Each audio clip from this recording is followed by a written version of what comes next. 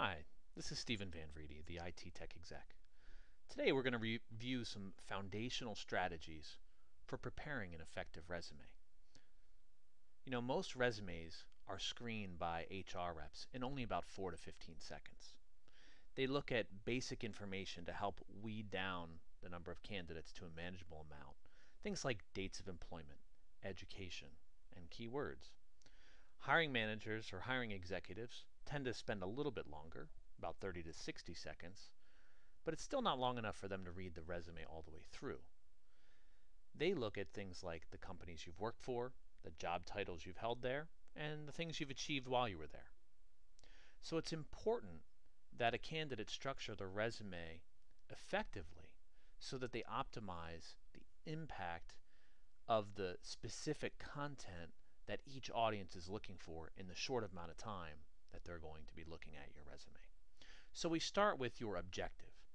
Instead of having a formal objective statement, which they're usually pretty vague, awkward, and non-value added, we incorporate an objective header, something that very quickly and clearly communicates the position that you're going for.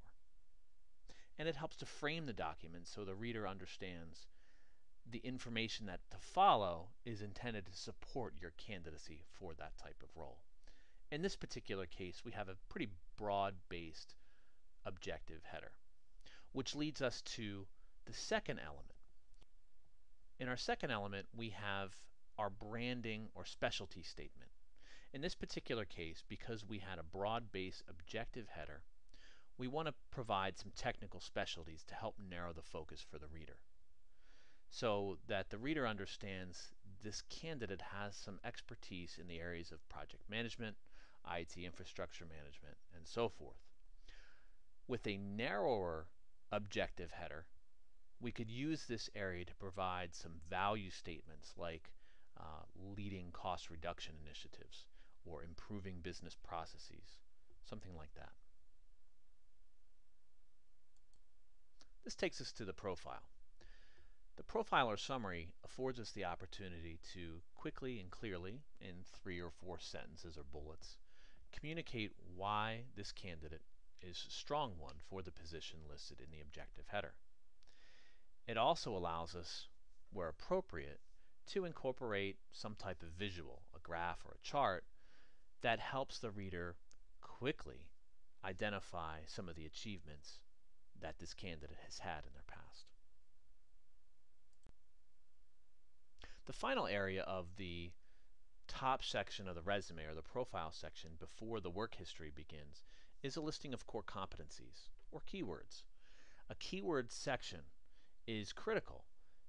You know, despite the fact that the bulk of the resumes any candidate submits will be done so electronically, many HR folks do not like to review large batches of resumes on screen, so they will actually still print out hard copies. So any advantage you had gained by embedding keywords throughout your resume is then lost. So you want to retain a separate section with keywords that mirror some of the terms used in the posting itself here for that HR audience. Finally, we're going to review the structure of the work history section. Again, this is where most decision makers will focus their attention. So we want to make sure that we distinguish your basic day-to-day job duties from your achievements. So we list the job duty information in paragraph format, reserving bullet points for your achievements. So we want to make sure these achievements provide, where possible, quantifiable data. That's the type of information that will resonate with your decision maker and will help to, separate you from other candidates on the market and give you the opportunity to get in for the interview, which is the whole purpose of the resume.